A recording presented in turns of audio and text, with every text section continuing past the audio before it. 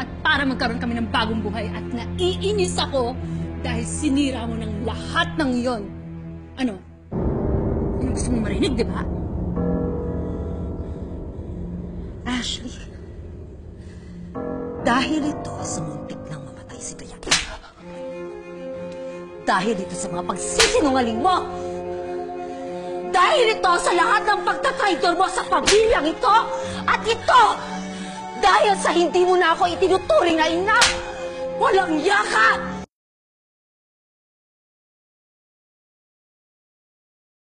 Inis ako at sinira mo lahat ng iyong. Ano, di ba ayun ang gusto mong marinig? Di ba? Oh.